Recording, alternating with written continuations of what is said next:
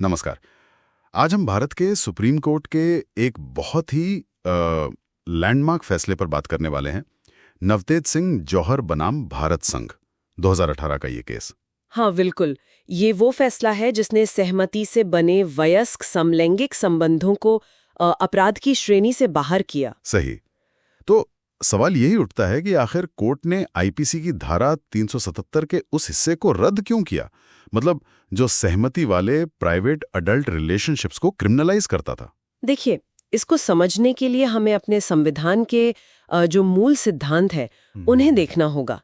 Court ने ये पाया कि धारा 377 जब वो सहमति वाले निजी वयस्क संबंधों पर लागू होती है तो वो संविधान के कई जरूरी आर्टिकल्स उनका उल्लंघन करती है। कौन कौन से आर्टिकल्स? खासकर आर्टिकल 14 जो समानता का अधिकार है, आर्टिकल 15 जो भेदभाव को रोकता है, आर्टिकल 19 स्वतंत्रता का अधिकार और सबसे महत्वपूर्ण आर्टिकल 21 जीवन और व्यक्तिगत स्वतंत्रता का अधिकार। लेकिन मुझे याद है 2013 में एक सुरेश कौशल फैसला आया था, उसने तो धारा 377 को सही ठहराया था। हाँ बिल्कुल। तो फिर इस बार कोर्ट ने अपने ही फैसले को क्यों पलटा? ऐसा क्या बदला? हाँ, ये बहुत बड़ा सवाल था और कोर्ट ने इस बार बहुत साफ तौर पर कहा कि किसी भी व्यक्ति का जो सेक्सुअल ओरिएंटेशन है, यानी वो किसके प्रति आकर्षित होते हैं, अच्छा, और उनकी जेंडर आइडेंटिटी, यानी वो खुद को किस लिंग का महसूस करते हैं, ये उनकी पहचान और उनकी गरिमा का एक अभिन्न हिस्सा है, टूट नहीं सकता। ओके। और जो आर्टिकल 21 है जीवन का अधिकार, उसमें सिर्फ सांस लेना नहीं आता, उसमें गरिमा से जीना, प्राइवेसी यानी निजता के साथ जीना, अपनी ऑटोनॉमी यानी स्वायत्तता रखना, ये सब शामिल है। और इसी में अपनी पसंद का साथी चुनने का अधिकार भी आता है। अच्छा। फिर चाहे वो साथी सेम जेंडर का हो या ऑपोजिट जेंडर का। तो धारा 377 सीधे सीधे इन अधिकारों को रोक रही थी? बिल्कुल, वो इन बुनियादी अधिकारों का हनन कर रही थी। और वो जो आर्टिकल 14 वाली बात थी समानता के अधिकार की, वो कैसे फिट हुई इसमें? हाँ देखिए, आर्टिकल 14 कहता है कि कानून मनमाना नहीं हो सकता, आर्बिट्रेरी नहीं हो सकता। अब सहमति से यौन संबंध बनाने वाले वयस्कों को सिर्फ इसलिए अपराधी बना देना कि उनका एक्ट प्रकृति के विरुद्ध माना जाता है, इसको कोर्ट ने तर्कहीन पाया। मतलब कोई लॉजिक नहीं है इसमें, और मनमाना नहीं। कोर्ट ने कहा कि इसमें कोई इंटेलिजिबल डिफरेंशिया नहीं है, मतलब ऐसा भेदभाव करने का कोई वाजिब समझने लायक आधार ही नहीं है। अच्छा, कोई ठोस कारण नहीं था। हाँ, और ये भेदभाव कानून के किसी सही उद्देश्य को भी पूरा नहीं कर रहा था। और आर्टिकल 15 जो लिंग के आधार पर भेदभाव रोकता? हाँ, वो भी बहुत महत्वपूर्ण था। कोर्ट ने यहाँ लिंग या सेक्स शब्द की व्याख्या को थोड़ा और फैलाया। उन्होंने कहा कि ये सिर्फ बायोलॉजिकल पुरुष या महिला तक सीमित नहीं है। ओके। जो पहले के जजमेंट्स थे, जैसे नालसा वाला जजमेंट, उनको ध्यान में रखते हुए कोर्ट ने माना कि लिंग में सेक्सुअल ओरिएंटेशन और जेंडर आइडेंटिटी भी शामिल है। मतलब भेदभाव का आधार सिर्फ बायोलॉजिकल सेक्स नहीं हो सकता? बिल्कुल। तो किसी के सेक्सुअल ओरिएंटेशन के आधार पर भेदभाव करना वो आर्टिकल 15 का उल्लंघन है, और ये पुरानी जो जेंडर स्टीरियोटाइप्स हैं उनको भी बढ़ावा देता है। ये तो है कानूनी तर्क। लेकिन इस धारा का लोगों की असल जिंदगी पर क्या असर पड़ रहा था? कोर्ट ने इस पर भी ध्यान दिया? हाँ, निश्चित रूप से। और ये बहुत ही मार्मिक पहलू था। धारा 377 की वजह से जो LGBTQ+ समुदाय के लोग थे, उन्हें लगातार एक डर में जीना पड़ रहा था। समाज का डर, कलंक का डर, हैरेसमेंट का डर।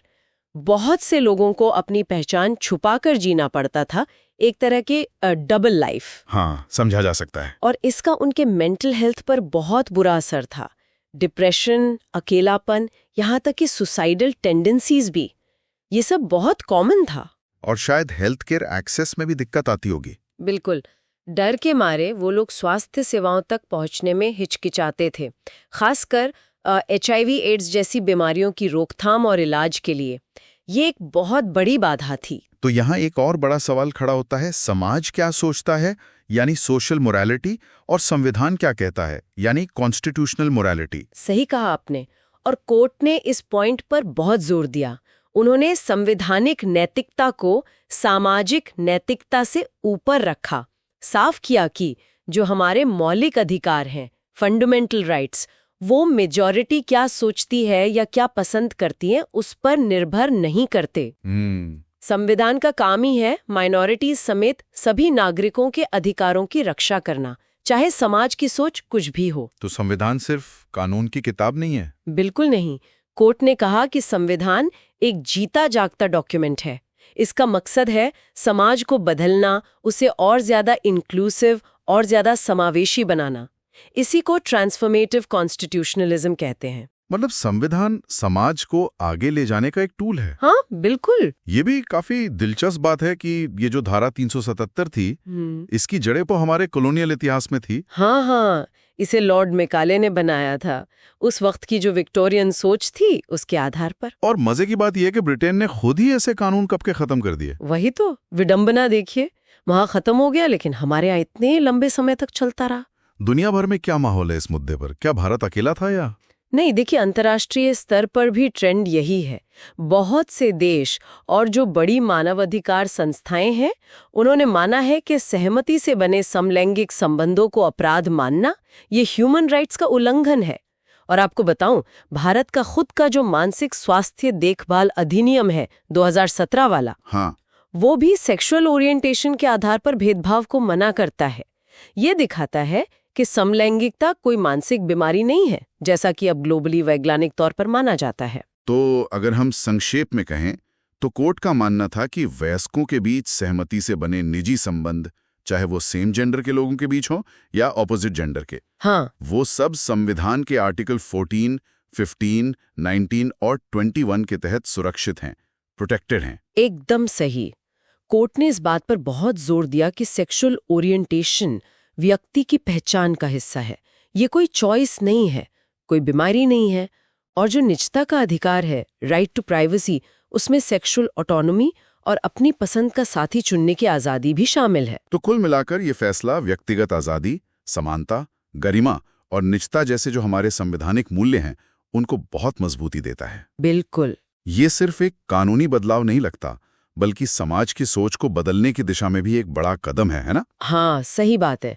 पर ये हमें सोचने पर भी मजबूर करता है। देखिए, कानून तो बदल गया, लेकिन समाज में वास्तविक बराबरी और स्वीकृति लाने के लिए अभी कितना रास्ता बाकी है? ये एक अहम सवाल है। हाँ, ये जो व्यक्तिगत स्वतंत्रता है और जो सामाजिक मान्यता है, इसके बीच का संतुलन आगे कैसे बनेगा? क्या सिर्फ कानूनी बदलाव काफी है समाज को बदलने के लिए? इस पर मुझे लगता है हमें सोचते रहना होगा।